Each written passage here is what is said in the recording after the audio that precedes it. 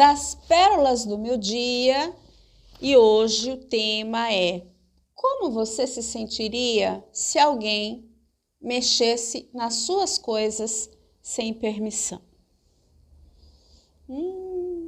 E vocês sabem que eu sempre trago aqui algo que eu vivenciei ao longo do meu dia e que a gente junto aqui vai fazer uma análise psicológica, né, dos elementos que estão envolvidos nesse comportamento. Seja um comportamento bom, seja um comportamento negativo. Seja um pensamento bom, seja um pensamento negativo. E seria cômico se não tivesse por trás de toda essa situação um elemento que foi desrespeitado, é a palavra, né?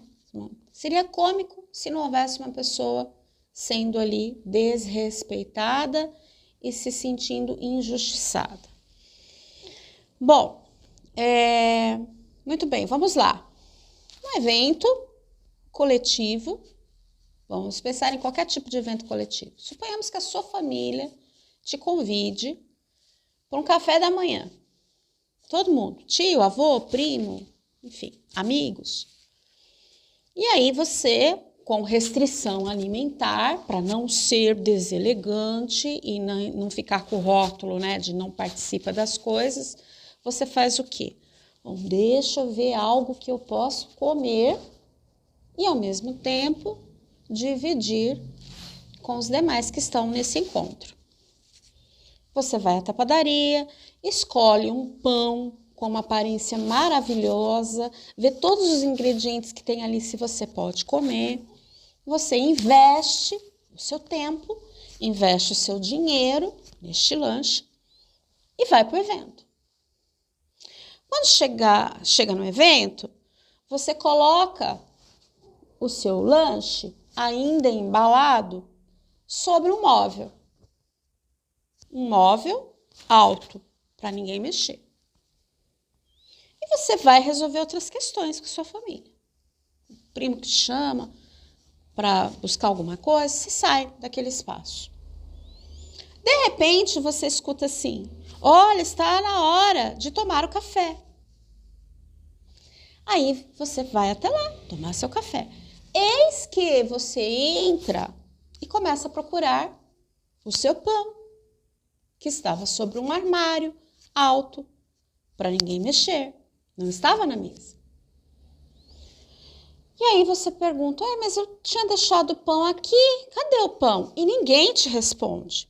Você sai e, achando que você está meio, né, com a cabeça oca, você vai procurar em outros lugares. Aí você entende que realmente não, eu deixei naquele lugar. E aí você fala: gente, cadê o pão que eu trouxe e deixei aqui em cima? É um lanche assim assado. Ah, nós já comemos. Como que você se sentiria? Você passaria o resto do café com fome, né? Porque você não pode comer mais nada. E aí a pessoa que pegou de cima do ar, pegou o lanche sem a sua autorização, não fala nada, não fala: olha, me desculpa, Rosa, fui eu que peguei, achei que podia pegar e pôr aqui na mesa. Não, ninguém fala nada. Você tem mais de 40 pessoas tomando uma sala, 20, 30, e ninguém fala nada. Ainda dão risada do que está acontecendo com você. Essa foi a situação que eu vivenciei na minha manhã de hoje. E eu gostaria de trazer aqui para a nossa reflexão. Primeiro, porque a gente se sente desvalorizado, a gente se sente desrespeitado. E estou trazendo aqui a história de um lanche, mas isso é em qualquer lugar da vida, né? Na gaveta que nós temos em casa, que é uma gaveta nossa, de uso exclusivo, as pessoas vão lá e mexem. De um caderno que a gente deixa sobre a mesa para fazer as nossas anotações e quando a gente vai buscar novamente, esse caderno não está lá. Da caneta que a gente deixa bonitinha do lado da nossa, dentro do potinho e que a gente sabe que deixou lá e que a gente usa muito e quando a gente vai procurar não está mais lá. o que levam as pessoas a achar que podem desejar alguma coisa e simplesmente pegar sem avisar. O que acontece com o que está acontecendo com essas pessoas? O mundo gira ao redor delas? É desatenção? Eu ainda ouvi, Rosa, deixa pra lá porque foi sem maldade. Eu não estou falando de maldade aqui, eu estou falando de um perfil psicológico. Eu fui educada e educo tanto criança quanto adulto, como os meus clientes aqui na clínica, que a gente tem que ter a noção de limites, né? Se tem algo fechado que eu não posso mexer, eu não vou mexer ali. Porque isso entra na questão do juízo, que a gente vive falando aqui, né? O que é o juízo? O que é aquele superego que a gente vai construindo e que a gente constrói ao longo da nossa vida, sem dúvida nenhum, dia a dia, mas que ele se fortalece nos primeiros anos de vida, até mais ou menos 7, 8 anos de idade, e dali para frente, como eu falo para os pais, remenda. Ok? Então, é de 7 a 8 anos que a gente precisa falar, não faça isso. Olha, se você for na casa de alguém e tem lá uma mesa cheia de doce, não pega. Só se a pessoa da festa te der na mão, tá bom? Não sai lá e não vai sair pegando. Mas é criança. Não é isso, gente. Mas é só um pedacinho. Mas é só um lanche. Não é isso, gente. É a ideia de formação e desenvolvimento humano que eu tô colocando aqui em pauta. Caráter, valores, respeito, percepção do outro, não é? Não mexer naquilo que não é chamado. Educação, né? A palavra é essa, educação. E aí a gente vai falar assim, mas educação vem de berço. Realmente, educação vem de berço, né? A escola não ensina isso. Mas nós dentro da escola, enquanto educadores, nós falamos para as crianças, olha, não faz isso, né? Respeite as coisas do seu colega, ok? Nós interferimos dessa forma na educação. Claro que se em casa eu não tenho o mesmo modelo, eu não vou fazer isso, com certeza. Só o que a escola orienta não é o suficiente. A família tem que ensinar esses valores. Mas no outro parênteses, eu não estou falando de criança nesse momento, eu estou falando de adultos que têm essa postura. Eu não estou falando de qualquer adulto, eu estou falando de profissionais que têm um nível de ensino, de certa forma, destacado na sociedade. E que ainda assim cometem esse tipo de gafe, de deselegância, não é? Não estamos falando de uma criança, estamos falando de um adulto. E aí a gente para pensar, eu falei aqui, olha, de falta de respeito. Se eu não me respeito, eu não vou respeitar o outro. Se eu não percebo, se eu acho que eu sou o centro das necessidades do mundo, eu tô com fome, tá na mesa eu como tudo. Né? Eu não tenho o senso de que, poxa, se o lanche é desse tamanho, eu tenho que dividir em várias fatias pequenininhas para todo mundo que está naquele evento ter a chance de comer. Porque foi assim que a pessoa que comprou pensou. Não é? E aí, o que acontece? A gente simplesmente sai comendo, sem que todos estejam presentes. Então, com certeza, alguém vai ficar sem comer. E ainda por cima, eu encho minha pança. Que se dane os outros que estão ali. Tô com vontade de... Nossa, isso aqui é bom, vou comer 3 pedaços. E não penso no outro. Gente, egocentrismo. O que é o egocentrismo? Olhar para o próprio umbigo, não perceber o outro. Egoísmo. O que é egoísmo? Eu penso em mim, o outro que se dane. Quero para mim, o outro que se vire. Né? Debochar da situação. Quem debocha tem falhas na construção do seu caráter. Não é um assunto para piada. Então, assim, de um exemplo do dia, a gente tira um monte de análise psicológica, a gente tira como essa pessoa está fragilizada, ou essas pessoas está fragilizada na questão, assim, de quem é esse pacote? Tô lá na empresa, de quem é isso aqui? Não, ninguém falou de quem era, então deixa aí, a pessoa que deixou aí vai vir procurar. Não é verdade? Não posso mexer. Então, assim, é algo que a gente tem que pensar bastante, né? O quanto a falta de limite, a falta de percepção das outras pessoas nos afetam. Hoje eu fiquei muito chateada por um lanche, mas a questão aqui não é o lanche que está em pauta, é a falta de cuidado com o outro, a falta de coletividade. Vamos tomar um café? Então vamos chamar todos que estão envolvidos nesse café. Não é, vamos tomar o café, põe tudo na mesa, até o que não era para pegar, e põe lá, e come, e deixa os outros a ver navio. Infelizmente, ontem eu falei sobre isso e hoje eu volto nessa pauta. Se eu estou dentro de uma empresa privada, fazendo qualquer tipo de trabalho na área de gestão de pessoas, e como um líder, eu presencio, testemunho uma ação dessa, eu tenho vários pontos importantes que vão me levar a pensar em gestão de pessoas. Primeiro, eu estou selecionando bem as pessoas que estão vindo para cá? Quando essas pessoas entram, eu faço eu utilizo técnicas de seleção que vão me mostrar como está o grau de educação dela na vida. Eu não estou falando de educação, escolaridade, educação, valores.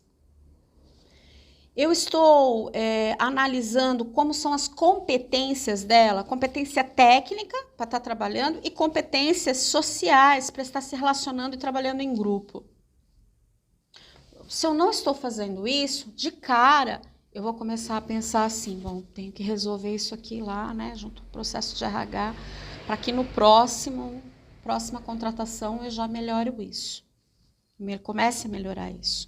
Segundo, se são assuntos que se repetem, eu preciso começar a investigar quem são as pessoas que estão tendo esse tipo de comportamento, chamar, conversar, dar treinamento e, se continua essa deselegância dentro da minha empresa, eu posso até mesmo partir para uma decisão mais séria, que é o desligamento. Porque quando um tem esse comportamento, toda a equipe fica afetada.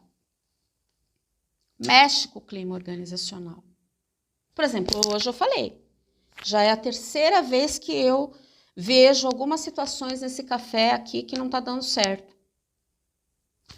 Não participo mais. E ninguém vai poder me chamar de mal educada, que eu não tenho socialização. Ao contrário, eu tenho muita socialização. Né? Porque eu devia ter comprado só um pedacinho de pão para mim que eu posso comer e levado e comido sozinha. Não é? Não, eu fiz questão de comprar grandão para todo mundo ter a chance de comer, inclusive eu. Não é? Então, assim, voltando ao assunto do RH, se eu estou numa empresa privada, eu tenho que dar treinamento, né? Eu posso até tomar, em última instância, medidas mais drásticas. Agora, se eu estou no funcionalismo público, o que é que o coitado do gestor vai poder fazer se a primeira coisa que se joga na cara eu sou concursado? Complicado, né, gente? Eu sou concursada. Sou concursada, tenho competência, faço muito bem o que eu tenho que fazer. E tenho muitas habilidades sociais. Mas muitos que estão não têm educação de berço, ok? Estudaram uma apostila de cabo a rabo para passar no concurso.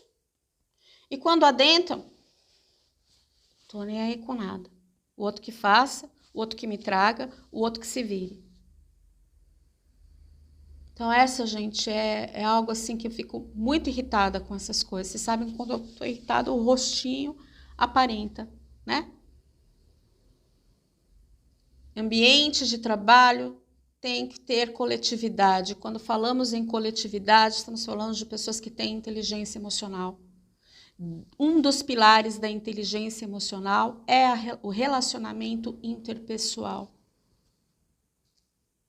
Então, a gente já falou aqui nos vídeos, a gente vem falando. Para ter relacionamento interpessoal, eu preciso, antes de tudo, fazer, né, uma reforma íntima muito grande. Eu preciso olhar para os meus defeitos, eu preciso olhar para as minhas qualidades. Eu preciso estar aberto a ouvir do outro aquilo a forma que eu ajo que não é legal. Eu preciso ter coragem de, numa situação como essa, admitir meu erro. Fui eu que fiz. Desculpa. Me redimir. Eu, Rosa, não estaria tão brava agora se isso tivesse acontecido. Eu ia falar, tá bom. Né? Mas você ficar num silêncio diante de um grupo de adultos, você não ter resposta nenhuma e ter risada ainda do que está acontecendo, é muita deselegância, é muito desrespeito, é muita falta de coletividade. Então, eu estou postando essa pérola aqui para a gente, primeiro, pensar em como é dentro da nossa casa, porque se esse tipo de desrespeito acontece, marido, filho, pai, mãe que convive com a gente tem que falar sim, não é deixar para lá. Porque essa coisa do deixar para lá, o outro leva na vida dele achando que é normal, e não é normal. Não é normal. Ok? Não é normal. Aí, olha, teria outras coisas para eu falar das pérolas do meu dia hoje, mas não vou emendar aqui o assunto, porque o vídeo vai ficar muito grande. Vai ficar muito grande e eu não quero me tornar cansativa, tá bom? Vamos pensar nessas situações que a gente se sente desrespeitado, que a gente se sente desvalorizado. E como agir, né? Acho que isso também é uma pergunta que vocês estão falando. E aí, Rosa, como agir diante disso? Coloque seu limite. Eu coloquei meu limite hoje. Eu costumo dizer, meu nome ele me define muito bem. Rosa. Perfumada, delicada, alegra a vida das pessoas, mas tem espinhos. Né? E hoje os meus espinhos saltaram em mim, né? Então, assim, coloque limites, fale o que você está sentindo, não engula, porque se você engolir, você vai passar mal. E se você não falar o que está acontecendo, as pessoas vão achar que é normal, as pessoas não vão dar caso para aquilo. E é preciso que a gente se torne educador na vida do outro, que a gente fale sim o que está acontecendo para que essa pessoa tenha a chance de mudar. Que ela não tenha se redimido, mas que ela tenha a chance de se mudar, né? De nunca mais ter esse tipo de conduta. Deselegante, sem educação, ao mesmo tempo sem inteligência emocional e tudo aí que a gente vê que não mostra um ser humano equilibrado, tá bom? Um grande beijo para vocês.